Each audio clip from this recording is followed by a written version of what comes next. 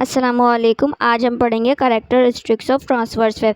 हमने पढ़ा था कि ट्रांसवर्स वेव कौन सी वेव्स होती हैं जिसमें प्रोपेगेशन ऑफ मोशन और जो वेव प्रोपेगेट करती है वो परपेंडिकुलर टू ईच अदर होती हैं। ऐसी वेव ट्रांसवर्स वेव कहलाती हैं। अब उसकी कैरेक्टरिस्टिक्स क्या हैं, उनमें कौन कौन से टर्म्स हम यूज़ करते हैं वो पढ़ते हैं। Crust, amplitude, trough and wavelength, ये इंपॉर्टेंट इसके टर्म्स हैं। सबसे पहले हमारी जो फर्स्ट टर्म है एम्पलीट्यूड, उसको डिस्कस करेंगे। एम्पलीट्यूड क्या होता है? Amplitude is the maximum displacement move by a point on a vibrating body from the rest and mean position. कोई ऐसी जब भी वेव हम कोई बॉडी को डिस्टर्ब करते हैं उसमें वेव क्रिएट्स होती हैं। जो उसमें वेव जो क्रिएट होती हैं वो मैक्सिमम पॉइंट जो होता है रेस्ट पोजीशन से मीन पोजीशन से, रेस्ट पोजीशन से जो मैक्सिमम पॉइंट होता है, हाई पॉइंट होता है, हाइट होती है उसकी, वो हमारे पास क्या कहलाती है? एम्पलीट्यूड कहलाती है। तो ये हमारे पास एम्पलीट्यूड है। जैसे आपको पिक्चर में नज़र आ रहा होगा, जो मीन पोजीशन से जितना भी मैक्सिमम डिस्प्लेसमेंट है एक पॉइंट दूसरे पॉइंट तक जा रहा है वो हमारा एम्पलीट्यूड कहलाता है। और इसका एसआई यूनिट मीटर होता है, क्योंकि ये हाइट है, डिस्प्लेसमेंट है, तो इसका यूनिट भी एसआई यूनिट मीटर होता है। तो अगर हमें शॉर्ट टर्म में कहना हो कि एम्पलीट्यूड क्या है, तो amplitude is the maximum displacement from the mean position. किसी भी मीन पोजीशन से मैक्सिमम डिस्प्लेसमेंट कवर करना उसका एम्पलीट्यूड कहलाता है। इसके बाद हमारे पास नेक्स्ट है क्रस्ट एंड ट्रफ। क्रस्ट हमारे पास सबसे इन शॉर्ट हम बताएं जो अपर लेयर होती है हमारी किसी भी वेव की, ट्रांसवर्स वेव की, जो ऊपर वाली लेयर होती है, ऊपर वाला पार्ट होता है उसको हम क्रस्ट कहते हैं। जो लोअर पार्ट होता है उसको ट्रफ कहते हैं। जैसे कि आपको पिक्चर में भी नज़र आ रहा होगा कि जो अपर पार्ट है उसको इंडिकेट किया जा रहा है क्रस्ट से, और जो लोअर पार्ट है वो है ट्रफ। इसमें डिफरेंस यही है कि अपर पार्ट क्रस्ट है और लोअर पार्ट ट्रफ है। उसके बाद हमारे पास है नेक्स्ट वेवलेंथ। अब हमारे पास है wavelength. Wavelength is the linear distance between the two successive crest और trough in the transverse wave. Transverse wave में जो भी हमारे पास दो कंसेक्यूटिव वेव्स और क्रस्ट होती हैं या ट्रफ हो, उनके दरमियान का फासला, उनके दरमियान का डिस्टेंस वेवलेंथ कहलाता है। इसके नेम से भी हमें पता चल रहा है वेवलेंथ, यानी कि दो क्रस्ट या ट्रफ जो वेव क्रिएट हो रही हैं सक्सेसिव वो कंटिन्यूस आ रही हों, उनके दरमियान की लेंथ हमारे पास वेवलेंथ कहलाती है। और इसका एसआई यूनिट मीटर होता है, क्योंकि ये वेवलेंथ है और इसको हम डिनोट करते हैं लैम्डा के साथ, जो कि ग्रीक लेटर है। उसके बाद है कैरेक्टरिस्टिक्स ऑफ लॉन्जिट्यूडनल वेव। अब लॉन्जिट्यूडनल वेव कौन सी वेव्स होती हैं? जैसे हमारे पास एक एग्जांपल हम कंसीडर करते हैं कि हमारे पास एक एंड हमने किसी स्प्रिंग का अटैच किया हुआ, दूसरा एंड हमारे हाथ में है। जब हम उसको एनर्जी लगाएंगे तो उसको एनर्जी करके उसको स्ट्रेच करेंगे इस डायरेक्शन में, एक्स एक्सिस में, और वो वाइब्रेट भी करेगी एक्स एक्सिस में। ऐसी ही वेव जो उसकी एनर्जी लगा रहे हों और जो वाइब्रेट करे से पैरेलल करे, एक ही एक्सिस पे करे, और इस वेव को हम लॉन्जिट्यूडनल वेव कहते हैं, जिसकी direction of the motion and the direction of the propagation parallel to each other हो। ऐसी वेव लॉन्जिट्यूडनल वेव कहलाती हैं। अब इसमें हम कैरेक्टरिस्टिक्स पढ़ेंगे लॉन्जिट्यूडनल वेव्स की। हमारे पास दो कैरेक्टरिस्टिक्स होती हैं लॉन्जिट्यूडनल वेव्स की, एक कंपैरिजन होती है, एक रेयरफेक्शन होती है। अब कंपैरिजन और रेयरफेक्शन होती है क्या, आपको जैसे पिक्चर में भी नज़र आ रहा होगा, जो हमारे पास नंबर ऑफ टर्न जो हैं वो करीब करीब आ गए हैं, वो हमारे पास क्या कहला रहे हैं? कंपैरिजन। और जो हमारे पास दूर हैं वो एक्सपेंशन भी कह सकते हैं और रेयरफेक्शन। अब इसकी हमारे पास जो पर्टिकुलर डेफिनेशन है उसको डिस्कस करते हैं। Comparison is the longitudinal wave. In this region where turn of the coil or particle are close together than average. को हमारे पास जब ये कहा हमारे पास जब कोई भी लॉन्जिट्यूडनल वेव होती है और जब हम किसी उसको डिस्टर्ब करते हैं तो वो वाइब्रेट करती है, वो ऑब्जेक्ट वाइब्रेट करेगा, वेव ऑक्सीलेट करेगा।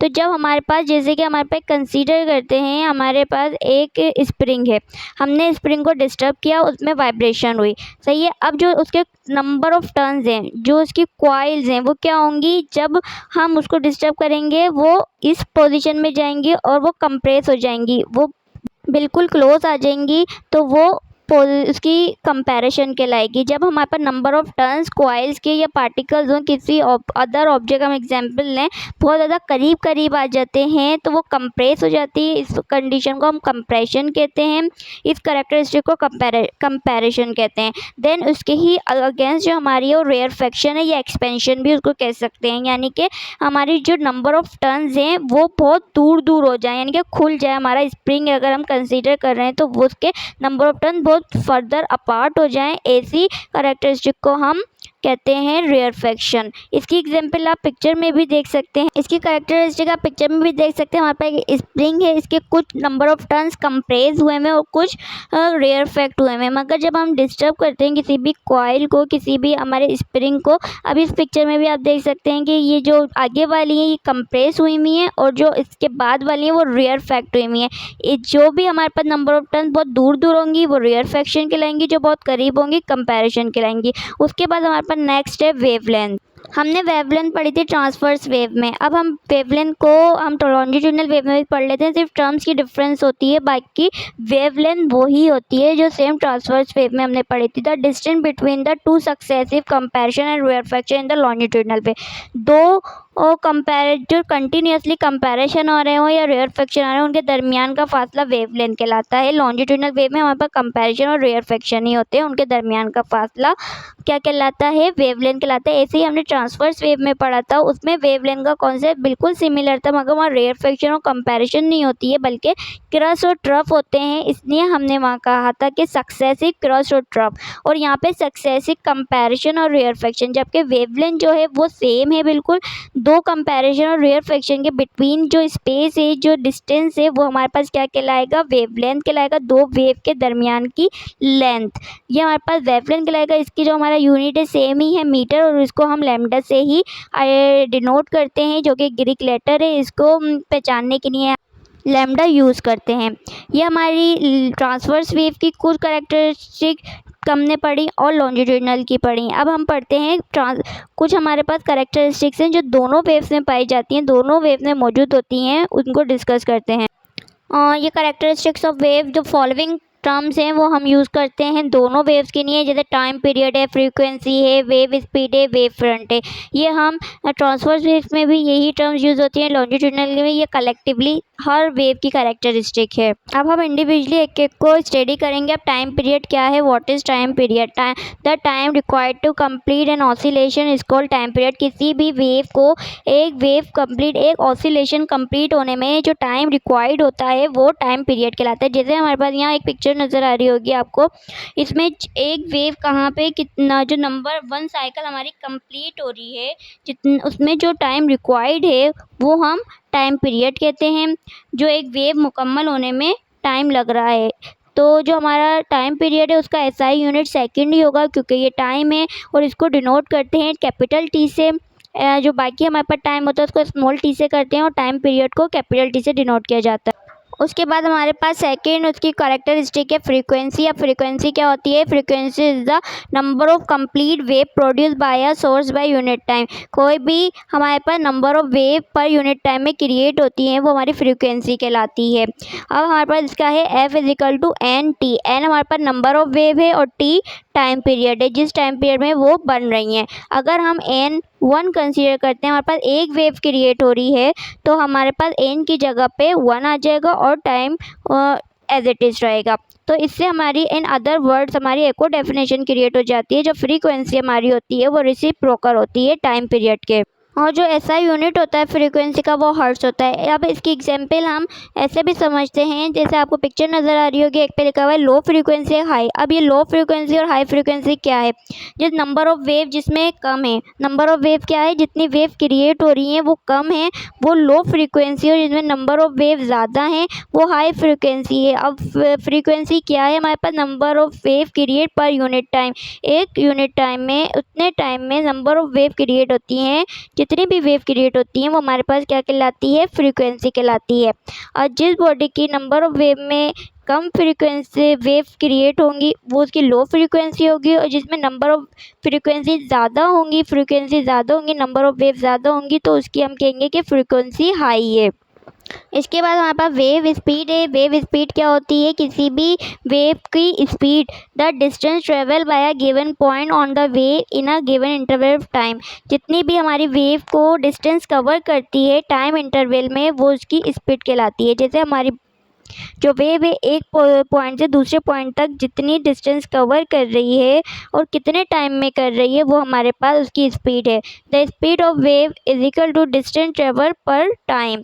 अब इसका फॉर्मूला क्या है, v is equal to distance travel हम किससे डिनोट करते हैं, लैम्डा से करते हैं, the distance between the two wave. तो हमारे पास लैम्डा से डिनोट करते हैं, और जो उसका टाइम है वो टाइम पीरियड ग्रेटर टी से। और इसका ऐसा यूनिट क्या होगा, हमारे पास स्पीड का लैम्डा का यूनिट होता है मीटर और टाइम का होता है सेकंड। तो हमारे पास स्पीड का जो यूनिट होगा मीटर पर सेकंड होगा। हम इसकी डेरिवेशन भी स्टार्ट कर सकते हैं अकॉर्डिंग टू हमारे जो वेव स्पीड की डेफिनेशन है कि वेव स्पीड क्या होती है, the distance travel per time. अब डिस्टेंस को हम एस से भी डिनोट करते हैं और टी से टाइम। बट हम जो वेव स्पीड की बात कर रहे हैं, तो हम जो डिस्टेंस लेते हैं वेव का वो लैम्डा में लेते हैं, तो एज हमारा लैम्डा के बराबर हो जाएगा। और टाइम कैपिटल टी में बिल्कुल क्योंकि हम जो टाइम है वो टाइम पीरियड ले रहे होते हैं, तो कैपिटल टी से डिनोट करते हैं। तो हमारे पास इसकी फॉर्मूला बन जाएगा v is equal to lambda upon T. उसके बाद ये हमारे पास v लैम्डा अपॉन टी हो गया। अगर इसमें ही हमें स्पीड नहीं लैम्डा मालूम करना है, तो हम टाइम पीरियड को स्पीड से मल्टीप्लाई करा देंगे और लैम्डा मालूम कर लेंगे। ये हमारी सेकंड कंडीशन हो जाएगी। अकॉर्डिंग टू कंडीशन हम अपना फॉर्मूला यूज़ कर सकते हैं। अगर हमारे पास कंडीशन में टाइम पीरियड नहीं है, तो हमारे पास ये मौजूद है कि टाइम पीरियड हमारे फ्रीक्वेंसी के रेसिप्रोकल होता है अकॉर्डिंग टू जो हमने अभी फॉर्मूला उसका ड्राइव किया था फ्रीक्वेंसी का। तो हम टाइम पीरियड की जगह 1/f पुट करेंगे तो हमारे पास आंसर आ जाएगा। तो हमारे पास c की जगह पे 1/f पुट करेंगे तो हमारे पास लैम्डा v/f हो जाएगा। अगर हम v मालूम कर रहे होंगे तो f हमारा लैम्डा से मल्टीप्लाई हो जाएगा और हम स्पीड ऑफ वेव मालूम कर सकते हैं। ये हमारे पास 3 फार्मूलाज हैं जो हम डिफरेंट कंडीशंस पे यूज़ कर सकते हैं। डिफरेंट हमारे पास प्रॉब्लम जो डिफरेंट कंडीशन हमारे प्रॉब्लम में गिवन होगी उसके मुताबिक हम ये फार्मूलाज रख सकते हैं। एक v लैम्डा, जैसे कि हमारे पास है v लैम्डा अपॉन टी, और सेकंड हमने क्या कि लैम्डा v टी, उसी को मल्टीप्लाई करा दिया। फिर थर्ड हमारे पास आ गया speed of wave is equal to lambda over F. F हम किससे डिनोट कर रहे हैं, फ्रीक्वेंसी को एफ से डिनोट कर रहे हैं। ये हमारे पास 3 फार्मूलाज है जो डिफरेंट कंडीशन में हम यूज़ कर सकते हैं। उसके बाद हमारे पास मौजूद है, ये आपको पिक्चर देखे, ये आपके पास कुछ वेवलेंथ का फॉर्मूला भी लिखा हुआ है, lambda V over F. F क्या हमारे पास फ्रीक्वेंसी है, वी हमारे पास स्पीड ऑफ द वेव है, ठीक है। इससे हम अपनी, और लैम्डा हमारे पास वेवलेंथ है जो कि हमारी वेव के जो हमारे पिक्चर में भी नज़र आ रहा है कि 2 कंसेक्यूटिव क्रस्ट के दरमियान की डिस्टेंस हमारे पास लैम्डा इंडिकेट है। और ये हमारे पास इसकी स्पीड जो डिस्टेंस कवर कर रहा है जितने टाइम में करेगा वो हमारे पास उसकी। तो हमने इसकी कुछ खास कैरेक्टरिस्टिक पढ़ी, वेवलेंथ पढ़ा, एम्पलीट्यूड, फ्रीक्वेंसी एंड स्पीड। अब वेवलेंथ को हम किससे डिनोट करते हैं, लैम्डा से करते हैं। और उसकी अगर हम डेफिनेशन देखें तो वही होगी the distance between the 2 consecutive wave, जो consecutive crest and trough, 2 consecutive compression and rarefaction. अब कुछ भी आप अपने हिसाब से लिख सकते हैं और ये सब ठीक है बिल्कुल। The distance between the 2 consecutive wave, 2 wave के दरमियान का फासला वेवलेंथ कहलाता है, इसको डिनोट लैम्डा से करते हैं। फिर एम्पलीट्यूड जो हमने डिस्कस किया, ये क्या होता है, हमारे मीन पॉइंट से जो मैक्सिमम डिस्टेंस होता है वो एम्पलीट्यूड कहलाता है और इसको हम ए से ही डिनोट करते हैं और इसका यूनिट मीटर होता है। ये हमारे पास फिर है frequency number of wave that pass पर यूनिट टाइम, जो नंबर ऑफ वेव क्रिएट हो रही हैं पर यूनिट टाइम में पास हो रही हैं वो फ्रीक्वेंसी कहलाती है। नंबर ऑफ वेव क्या, जो वेव क्रिएट हो रही है एक ऊपर और नीचे पूरी जो वेव बन रही है जितने टाइम में, वो इसकी फ्रीक्वेंसी कहलाती है। अब फ्रीक्वेंसी को हम म्यू से भी डिनोट करते हैं और एफ से भी डिनोट करते हैं और इसका यूनिट हमारे पास हर्ट्ज होता है। उसके बाद हमारे पास है सेकंड लास्ट जो है हमारे पास जो स्पीड हमारे पास क्या है, जो हमारी वेव है ट्रैवल करती है, डिस्टेंस ट्रैवल करती है, जितने भी टाइम में करती है वहाँ उसकी वेव की स्पीड कहलाती है। इसके डिफरेंट फार्मूलाज हमने पढ़े, कुछ इंपॉर्टेंट टर्म्स ये कैरेक्टरिस्टिक थी वेव की जो कि हर वेव में यूज़ होती हैं, जो कि ट्रांसवर्स वेव में भी होती हैं, लॉन्जिट्यूडनल वेव में भी होती हैं। उसके बाद हम एक और ख़ास कैरेक्टरिस्टिक पढ़ेंगे जो वेव की है। जो हमारे लास्ट कैरेक्टरिस्टिक है वो है वेव फ्रंट। वेव फ्रंट क्या होती है, ये कि इमेजिनरी लाइन होती है वेव की जो सारे प्लेन के फेसेस को ज्वाइन करती है। अब ये क्या है, इसको हम समझते हैं कि एग्जाम्पल के तहत कि हमारे पास कोई वाटर है, उसमें हम कोई स्टोन थ्रो करते हैं, उसको वाटर क्या था, हमारा एक मीडियम था, बहुत स्टैटिक था, रेस्ट में था, कोई भी जब हम उसने डिस्टर्बेंस क्रिएट की, उसको डिस्टर्ब किया तो उसमें वेव उसमें वेव क्रिएट्स हुई तो हमारी वेव फ्रंट क्या होती हैं, वो इमेजिनरी लाइंस होती हैं जो वेव, उन्हीं इमेजिनरी लाइंस को अगर हम सारे पॉइंट्स को एक ही प्लेन पे एक ही फेस पे ज्वाइन करें तो वो वेव फ्रंट बनती हैं। जैसे आपको पिक्चर में नज़र आ रहा होगा, इसमें हमने थ्रो किया, वेव बनी। अब जो हमारे पास दो टाइप के वेव फ्रंट्स होते हैं, एक कंसंट्रेटिव वेव फ्रंट होता है, प्लेन वेव फ्रंट। अब कंसंट्रेटिव वेव फ्रंट कौन से वेव फ्रंट्स होते हैं, जो कि नियर द स्टोन क्रिएट होंगी। कंसंट्रेटिव के मीन्स होते हैं सेम सर्किल, यानी कि एक्चुअल सर्किल होगा। और ऐसी वेव फ्रंट हमारे पास कंसंट्रेटिव वेव फ्रंट होगी, जो हमारे नियर द स्टोन बनेंगी, जहाँ पे हम डिस्टर्बेंस क्रिएट किए, वो कंसंट्रेटिंग वेव फ्रंट्स होंगी। ऐसे ही किसी दूर सरफेस पे जाते जाते जो बनेंगी वो प्लेन होती जाएंगी। और दूसरी हमारे पास वेव फ्रंट कौन सी कहलाती है, प्लेन वेव फ्रंट। ये हमारे पास दो टाइप की होती हैं वेव फ्रंट, कंसंट्रेटिव और प्लेन। और वेव फ्रंट एक्चुअल में होता क्या है, the wave front is the imaginary line on a wave that join all point are in the same phase, जो कि एक ही फेज पे ज्वाइन करके बनाई जाती हैं। आई होप आपको समझ आएगा, ये भी एक हमारी इंपॉर्टेंट प्रॉपर्टी है वेव की। आपको आई होप समझ आएगा। Thank you for watching.